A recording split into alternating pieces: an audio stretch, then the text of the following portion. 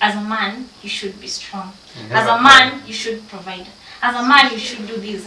What happens during those long moments when you can't even, like, nothing is working out for you? We fear because we may share with somebody. I'm sharing with you today. Some few minutes ago, we make a status that oh. So I feel that. So next time, I feel that I better struggle with my issues. Most people we are surrounding ourselves with, they are not even our friends. We just people we know one another with. Sure. Yes. We are promoting acquaintances into friends. Like, my money is my money, and your money is our money. Now this woman cannot help you grow. She can't even support you in any way. Like, you should not even ask for money from that person. How do you expect to have a partner in somebody who believes in what is said in social media? The Tchut Show, the Campus Hub and Tales Show, unfolding the untold, telling you all experiences and life stories, brought to you exclusively by Fabi Dian on Fabi Galaxy TV. Subscribe, like and comment on YouTube. The Campus Hub and Tales Show, unfolding the untold. Something that has contributed to kwa easy midlife crisis zetu ni lack of moral values, because like mimi na struggle na kitu na naweza taka kusaidiwa, but unajua like my friends, I don't have anyone mwenye anaweza ni support. I don't have anyone mwenye ni respectable enough, mwenye ni intelligent enough. Mse adi ata keep something between us. The secret. Mse hata use mtu unaweza share naye idea na asichukue aseme sini take advantage of this. That's why people are struggling. Especially when it comes to the opposite gender. Not necessarily, but with the friends and everyone, just people watu hawako na hizo moral values, like vitu kama responsibility, accountability, good friendship. Hizo vitu ni kama tunasomanga tu ni za kusoma kuandika tu, ni virtues. You just go unasoma unazijua, they exist, but hatujakuwa practical about them. And that's one thing that is inafanya sisi like wase wenye tuna experience life na lot of challenges, it's so hard. Na pia it's hard to depend on our friends. So unaona, like tunakuwa na hardship each time tuna grow. Yeah. It is very true, by the way. And you know, sometimes they say that a problem shared is half solved. But now we lack those people whom can share with. Even our close friends. It becomes double and solved. We fear because we may share with somebody. I'm sharing with you today. Some few minutes ago, we make a status that oh. So I feel that. So next time, I feel that I better struggle with my issue. Imefika to the extent that you are unable even to share with your parents. Yani, Julie experienced something somewhere.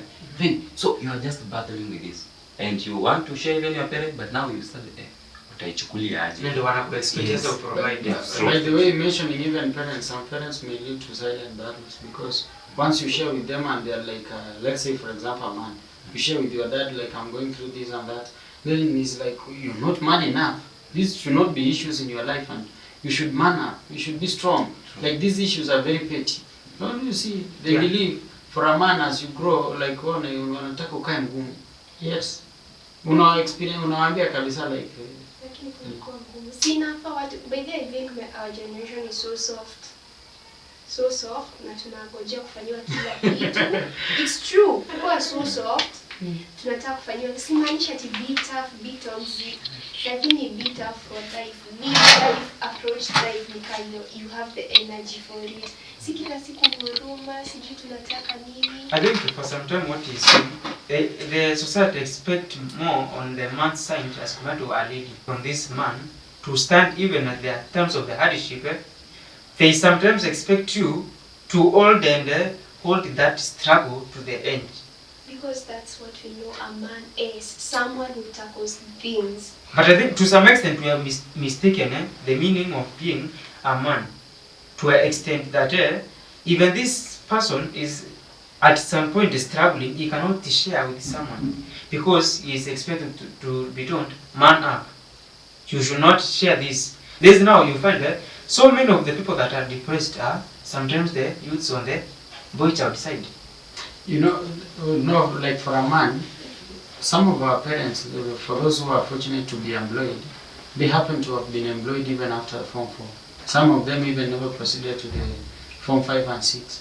And they were being employed even as untrained, maybe teachers, bankers, and what have you. Now they, there is that feeling in them. They feel like at 22 I was already working and I was supporting my family. I was married. I was doing this and that. You are now 26, but you can't even pay for yourself rent. You can't feed yourself. You still crying. Yet they're taking us through an education system that tells you have to concentrate on your books, and the moment you finish with your books, then they leave you like now you are a man, as if they're going to pay your bills. I think I can say something about our current our current perspective towards men. Maybe sometimes naweza tetea wanaume actually. Thank you. Juu, at least we got one who can say. I wish someday I can just rise up and stand up for the rights of you men, because you guys suffer a lot. You are now a true feminist. Sisi wote wawili the both genders we do suffer, but you see men, if ukiangalia nowadays most of people who are committing suicide, yeah. It's this gender. Boy child. Because you grow up being told as a man you should be strong. As a man you should provide.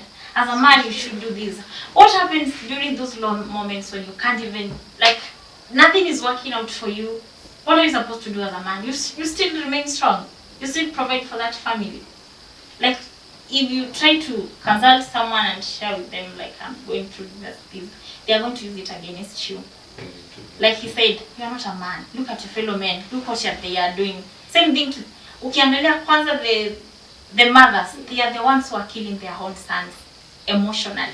Namwambia, look at your fellow man. Look, hata wengine wana compare you and your brother. Look at your brother.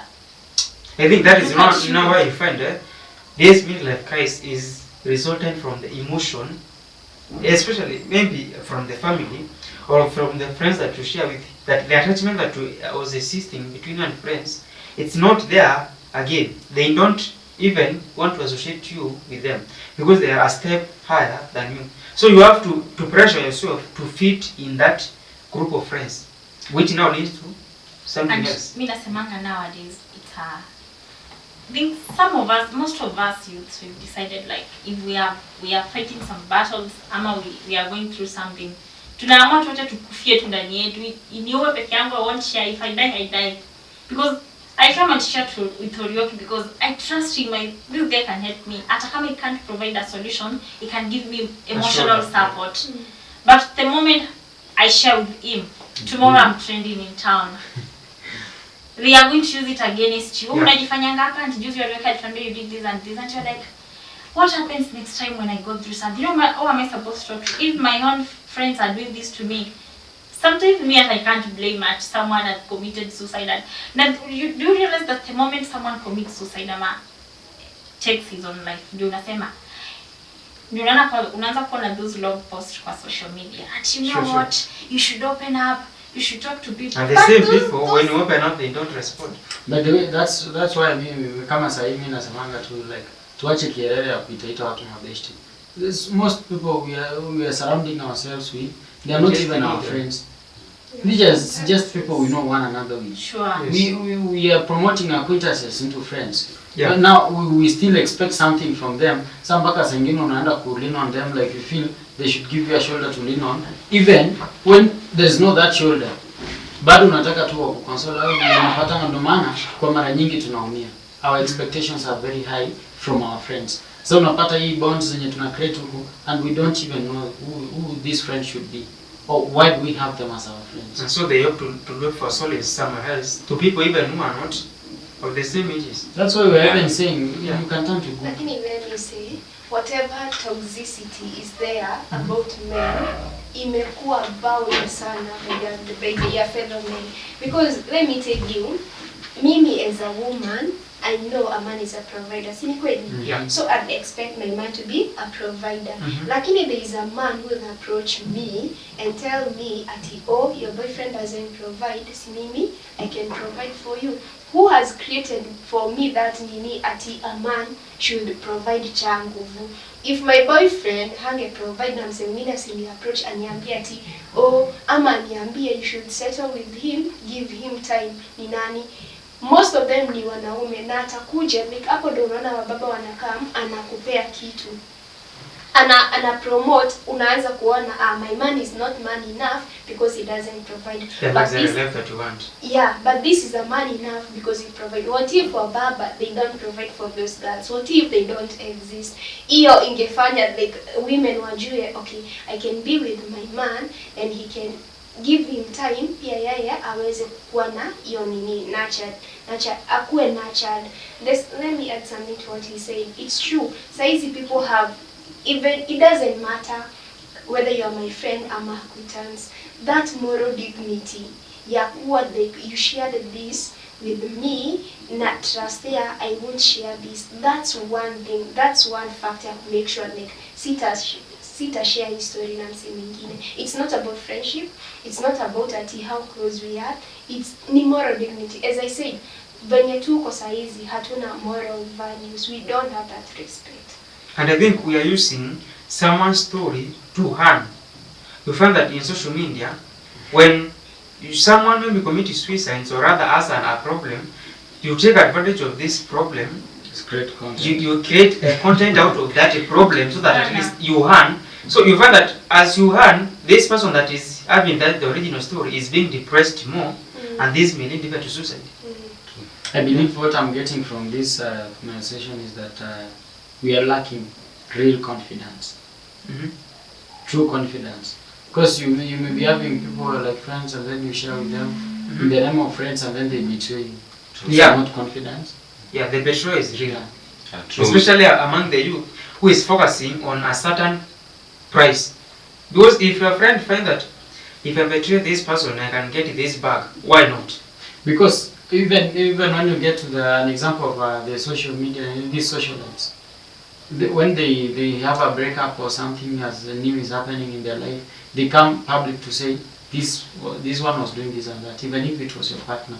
So you find hata sisi sasa kwenye tunaelekea this partners, the pressure about nini partners na nini, bado kuna ile pressure ya huyu mtu kama nani walikuwa hivi and they were the most admired couple online, alafu wamefanya hivi, na yeye akifika hiyo time you delete picha zake zote ama una release nini zake sensitive, una release social media zina hit the news lights. Alafu sasa unapata hapo sasa tunaishi na ile pressure ya nisifanye something itaenda ku threaten my my image thereafter, because breaking up with somebody is very easy. Yeah. As in happening, there are things which are inevitable because you never know what happens next. Unapata hata tukitesema hata partner. I think that's why people are saying that oh people are fake, but people being fake, it's because hakuna environment for us to be authentic. Absolutely. You can't be authentic when you know that huyu msee atakuwa like ataenda kushare story yangu. So easy, even you can be real in a relationship because you don't know huyu msee ataenda fanya nini na hii information yenye atakuwa nayo, weakness yangu ataitumia kiaje. You see? Yeah. And the problem now comes where you get that even the relationship that you have now, both of you have got different motives. There is someone who is there to be assistant to build up and become strong in certain area.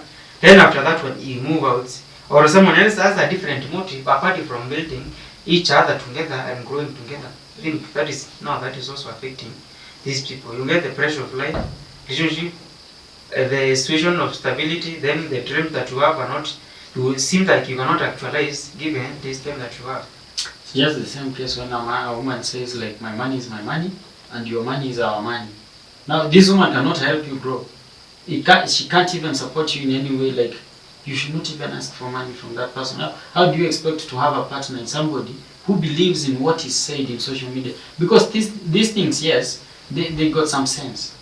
But then it doesn't mean you stick to those lines. Like hata kwa kila kitu unafanya unamwambia remember you are a man, remember I'm a woman, and you forget that this is your partner. Yeah, very true. That's the risk we are going through. Yeah, true. There is no partnership or rather the mutual relationship that we are having among the young people. Such that You know, okay, that mentality of a man is a provider. Yes, he's a provider. But does that mean that he must provide everything? No. No. Does that mean he must provide it? No. Because you can find there is many relationships that you find the ladies have strong financial muscle compared to the to men. But now, if such a relationship actually come from the heart of those partners, it can thrive. But if a lady now comes and says, no, this man should be a provider, but he is not providing, that is the beginning of stress, depression to that man. Because that man, in fact, when he starts to notice that it's like this lady, she's bragging. She's bragging because she earns a lot. She has a source of finance. Hata maybe amenisaidia. Then information kama hii ifike outside. You know, even other men, hata ikifikia other men will start looking at this one. I said, hey, Inakupa insecurity. this man is weak. So inaanza. Now most men don't share by the way. Men are said to be strong, but these people are not strong. We are the weakest beings. They are the weakest. They can be strong physically or but those people are not strong. By the way, it's true because you find an example of a man who is in love with a girl. Mwanaume happen kupenda dem kabisa. So dem anamaliza nguvu kabisa. Hata like this man becomes a total idiot. More than even the women. Let me say, unaona hiyo theory ya my money is my money, your money is our money. It's a theory that works if on the assumption one, huyu mwanamke akujishangi everything. Because let me tell you, can you account for the things your mom does in that house? Kama bibi yako anakujanga anakuandikia tuko na spoon moja, we need to buy 4 more spoons. Sisi tuko na nini, we need to buy those hapo tufanye 50-50 ama the percentage. But if your wives anakuambia wewe lipa nyumba, wewe fanya hivi, and then wewe if bibi yako hata ienda huko nje abaie watoto tunguo akuje kwambia ati nataka hii pesa, then her money is her money. Because let me tell you, that woman will do things, to small things zenye you account for a lot of money, hata ikwambia. Me normally support that theory because yes, a man will handle school fees, a man will come and handle sijui, yani vitu zenye mnaona kama ni ngumu. Lakini mtoto atataka sijui kureplacewa book, atataka sets, wataambiwa wanahitajika PE kit, kuna storybook watataka, na that woman won't come telling you ati nataka unifanyie hizi vitu, mtoto ati box yake imeruka anakuja na kuonyesha. If she supports those small things, let her money be her money. If pia under assumption too, financial muscle yake ni ndogo, si kala yako. What if she doesn't support? If she doesn't support, nyinyi pateni a percentage how you will be, mtakuwa mna balance hizi vitu. That's the only way that theory is wanawake kichwa ngumu. They get that money but they won't accept you share the bills. You see the challenges now, like the dynamism of life. I believe even our parents when they were starting life, like in our age, hawakuwa na hii pressure. By the way, okay, the man is a provider and you. But if you get those families zenye bwana na bibi wote walikuwa providers, like all of them wana earn. These people are having very nice lives. Hata ukiangalianga nowadays, ukiangalia wale wazee wenyewe both were employed in a marriage. Juu sasa sasa hivi unajua theories zimekuja mingi, and I love it when uliweka that it's a theory whereby some people are trying to prove this theory right. Kujuu sasa unailazimisha kabisa, even na partnership yenye unaelewa kabisa this is a theory that was brought about by somebody. Si eti ni kitu imewekwa tu lazima tutufuate hivi. Ni somebody's opinion based on assumption. Sasa na sisi tunailazimisha kabisa like lazima tuwaki na opinion ya mtu. That's where we go wrong. And I think that's why it's very important when you are getting, we say yes umekuwa mkisijui girlfriend boyfriend, but the moment you tell that this person I want you to be my partner, love is not enough.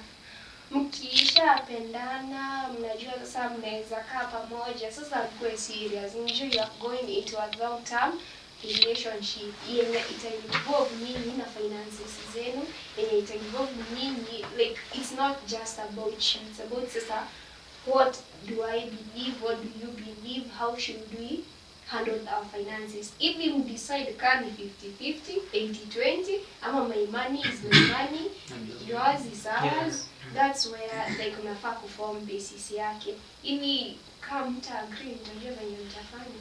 Yeah, that is true, and that's why kumekuwa na hii room au kuna dating, kuna courtship, then before marriage. All this is to ensure that these partners are compatible to each other so that they can enter marriage na wakuwe na marriage mzuri. But unfortunately, we have fake.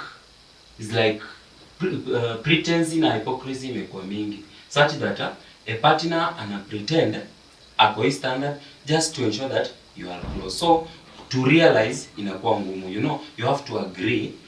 You have your dislikes, niko na my likes, so you need to agree mpaka mkuje kwa common ground. But because of this fakeness, huwezi elewa huyu anakuwa in this state so that kukufurahisha. So ni ngumu kuelewa. Sasa unapata double pressure inaingia. Yeah, true. Yeah, true that you can sustain this person mwenye mko naye na whereas hauna hata ground. Yeah, sure. I concur with whatever you've said. In this 20s kujaribu kustabilize, all we need, I believe, is first we have to put it in mind that finances are involved. We just have to look for money at all costs. Everything involves money. Kuna mapenzi bila pesa. Hata mfanye nini, like hamwezi kula mapenzi, mtakula dosti. But besides that, also, if you wanna go for love, go for true love here, though ni kama I exist, but then there is that nini term inaitwa sijui true love.